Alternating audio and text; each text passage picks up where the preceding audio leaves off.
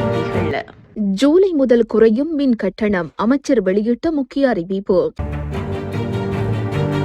இலங்கையில் எய்ட்ஸ் நோயாளர் எண்ணிக்கை அதிகரிப்பு, 13 உயிரிழப்புகள் பதிவாகியுள்ளன. வவுனியாவில் வீட்டுக்குள் நுழைந்த காவல்துறையினரின் வாகனம், நாடாளுமன்றில் தமிழ் எம்பி கண்டனம். கனடாவுக்கு அனுப்புவதாக கூறி 31 லட்சம் ரூபாய் பண மோசடி செய்தவர் கைது.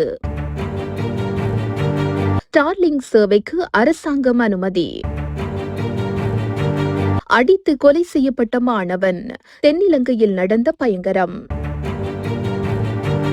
மோடியின் வெற்றியால் இலங்கைக்கு ஏற்பட்டுள்ள ஆபத்து.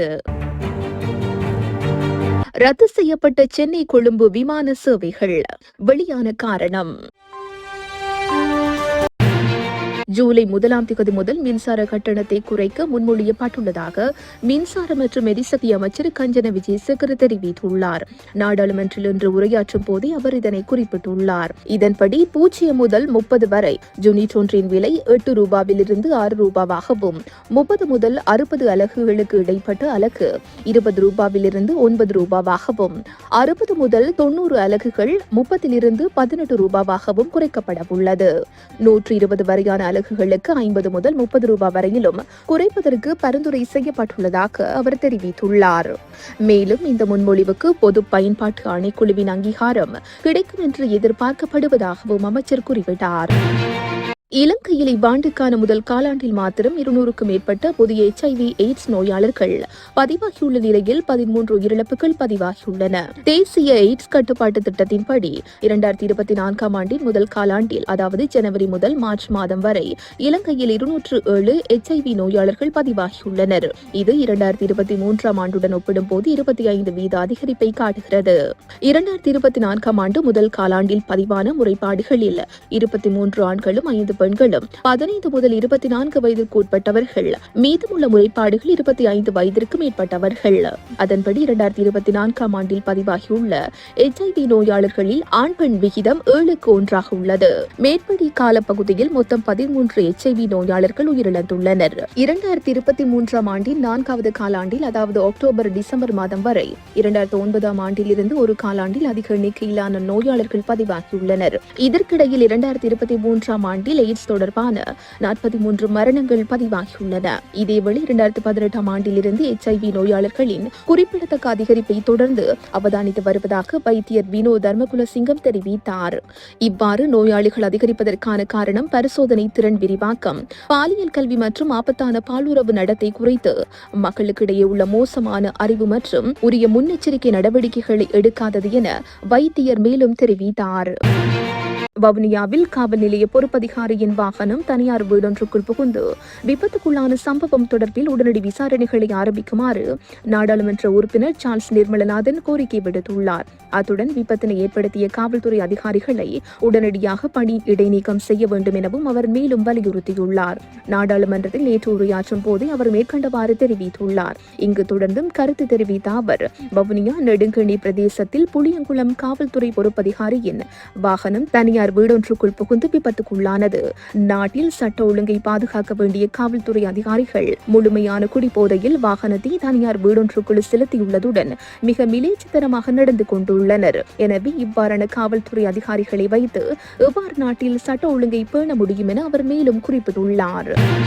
கனடாவில் தொழில் வாய்ப்பை பெற்றுத் தருவதாக இளைஞர் ஒருவரிடம் 31 லட்சம் ரூபாய் பணத்தை பெற்று மோசடி செய்த நபர் கைது செய்யப்பட்டுள்ளார். யாழ்ப்பாணம் சாவகச்சேரி பகுதியைச் சேர்ந்த நபர் ஒருவர் கனடாவில் தொழில் வாய்ப்பை பெற்றுத் தருவதாக யாழ்ப்பாணத்தைச் சேர்ந்த இளைஞரிடம் இருந்து 31 லட்சம் ரூபாய் பணத்தினை பெற்றுள்ளார். பணத்தை பெற்று நீண்ட நாட்களாகியும் இளைஞரை கனடாவுக்கு அனுப்புவதற்கான ஏற்பாடுகள் எதுவும் செய்யப்படாத நிலையில் இளைஞர் யாழ்ப்பாண போலீஸ் நிலையத்தில் முறைப்பாடு செய்துள்ளார். முறைப்பாட்டின் அடிப்படையில் சாவகச்சேரி பகுதியைச் சேர்ந்த நபரை போலீசார் கைது செய்து போலீஸ் நிலையத்தில் தடுத்து வைத்து விசாரணைகளில் ஈடுபட்டு வருகின்றனர். உலகில் முன்னணி செல்வந்தர்களில் ஒருவரான எலன் மஸ்கின் ஸ்டார்லிங்க் செயற்கைக்கோள் இணைய சேவைக்கு இலங்கையில் அனுமதி வழங்கப்பட்டுள்ளது. இலங்கையில் செயற்கைக்கோள் அடிப்படையிலான இணைய சேவைகளை வழங்குவதற்கு ஸ்டார்லிங்க் நிறுவனத்திற்கு இலங்கை தொலைத்தொடர்பு ஒழுங்குபடுத்தல் ஆணைக்குழு அனுமதி வழங்கியுள்ளது. இந்த விடயத்தை தொழில்நுட்ப ராஜாங்க அமைச்சர் கனக ஹேரத் அறிவித்துள்ளார். உரிய வகையில் பொதுமக்கள் கருத்தறியப்பட்டதன் பின்னரே இந்த அனுமதி வழங்கப்பட்டிருப்பதாக குறிப்பிட்டுள்ளார். இது தொடர்பான மேலதிக தகவல்கள் நாளை வெளியிடப்படும் என்றும் அவர் மேலும் சுட்டிக்காட்டியுள்ளார். ஸ்டார்லிங்க் செயற்கைக்கோள் இணைய வசதி தொடர்பில் பல்வேறு வாத பிரதிவாதங்கள் இடம்பெற்று வரும் நிலையில் அரசாங்கம் இந்த அறிவிப்பினை வெளியிட்டுள்ளமை குறிப்பிடத்தக்கது. ஹம்பாந்தோட்டையில் தாக்குதலுக்குள்ளான மாணவன் சிகிச்சை பலனின்றி உயிரிழந்துள்ளதாக போலீசார் தெரிவித்துள்ளனர்.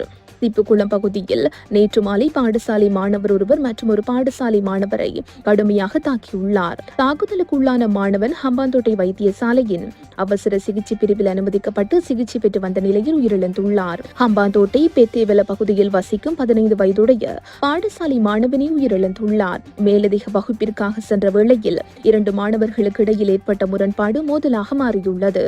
இந்நிலையில் மாணவனின் மரணம் தொடர்பில் 17 வயதுடைய பாடசாலை மாணவனை போலீசார் கைது செய்துள்ளனர். மாணவன் உயிரிழந்தவை தொடர்பில் போலீசார் மேலதிக விசாரணைகளை மேற்கொண்டு வருகின்றனர். நடந்து முடிந்த இந்திய பாராளுமன்ற தேர்தல் முடிவுகள் இலங்கையை மேலும் அடிமை நாடாக மாற்றவுள்ளதாக அரசியல் ஆய்வாளர்கள் சுட்டிக்காட்டியுள்ளனர். நாடாளுமன்ற தேர்தலில் பாஜக தலைமையிலான கூட்டணி வெற்றி பெற்றுள்ள நிலையில் நாளை மறுதினம் 3வது தடவையாகவும் பிரதமர் நரேந்திர மோடி பதவியேற்க உள்ளார். நரேந்திர மோடியின் பதவி நீடிப்பு இலங்கையின் பொருளாதாரத்தில் கடுமையான பாதிப்பை ஏற்படுத்தும் என இலங்கை திறந்த பல்கலைக்கழகத்தின் அரசியல் மற்றும் சர்வதேச உறவுகள் பிரிவின் கலாநிதி அதுலஸ்ரீ சமரகோன் தெரிவித்துள்ளார். சமகாலத்தில் இலங்கை மீது இந்தியா செலுத்தும் அழுத்தம் மேலும் அதிகரிக்கும் என அவர் சுட்டிக்காட்டியுள்ளார். பிரதமர் மோடியின் கட்டுப்பாட்டுக்குள் ஜனாதிபதி ரணில் விக்ரமசிங்கே இதுவரை இணைந்து செயற்பட்டுள்ளார். இந்த காலப்பகுதி இலங்கையின் பொருளாதாரம் இந்தியாவின் ஆதிக்கத்திற்கு சிக்கியிருந்தது. இலங்கையின் முதலீட்டு வலையமைப்புகள் பல இந்தியாவுக்கு வழங்கப்பட்டுள்ளது. எரிசக்தி, துறைமுகம், விமான சேவை ஆகிய அனைத்திலும் இந்தியாவின் ஆதிக்கம் தீவிரமடைந்துள்ளது. இந்த நிலைமையே எதிர்காலத்திலும் தொடரும். இது இலங்கையை பொருளாதார ரீதியில் மிகப்பெரிய தாக்கத்தை ஏற்படுத்தும் என இலங்கை திறந்த பல்கலைக்கழகத்தின் அரசியல் மற்றும் சர்வதேச உறவுகள் பிரிவின் கலாநிதி அதுலஸ்ரீ சமரகோன் தெரிவித்துள்ளார். ஒரே நாளில் சென்னைக்கும் கொழும்புக்கும் இடையில் சேவையில் ஈடுபடும் 4 விமான சேவைகள் முழுமையாக ரத்து செய்யப்பட்டதாக தகவல் வெளியாகியுள்ளது. விமானத்தில் பயணிக்க போதிய பயணிகள் இல்லாத காரணத்தினாலேயே விமான சேவைகள் ரத்து செய்யப்பட்டுள்ளதாக தெரிவிக்கப்படுகின்றது. கொழும்பிலிருந்து சென்னை விமான நிலையத்திற்கு இன்று அதிகாலை 2:10 மணி மற்றும் மாலை 3:05 மணி அளவில் 2 ஸ்ரீலங்கன் ஏர்லைன்ஸ் விமான சேவைகளில் ஈடுபடவிருந்தன. 2 ஸ்ரீலங்கன் ஏர்லைன்ஸ் விமானங்கள் சேவைகளில் ஈடுபடவிருந்தன. அத்துடன் சென்னை விமான நிலையத்திலிருந்து இலங்கை தலைநகர் கொழும்புக்கு அதிகாலை 3:10 மணி மற்றும் மாலை 4:10 மணி அளவில் 2 ஸ்ரீலங்கன் ஏர்லைன்ஸ் விமானங்கள் சேவைகளும் போதிய பயணிகள் வருகை இல்லாமல் ரத்து செய்யப்பட்டன. இதன்படி இன்று மொத்தம் 4 விமான சேவைகள் முழுமையாக ரத்து செய்யப்பட்டன. தற்போது கோடை விடுமுறை முடிந்துவிட்ட நிலையில் இலங்கை செல்லும் சுற்றுலா பயணிகளின் எண்ணிக்கை கணிசமாக குறைந்துள்ளமையும் இதற்கான காரணம் என்று தெரிவிக்கப்பட்டுள்ளது. இத்துடன் இன்றைய பிரதான செய்திகள் நிறைவு பெறுகின்றன. உச்சி மீது வானிடிந்து வீழுகின்ற போதிலும்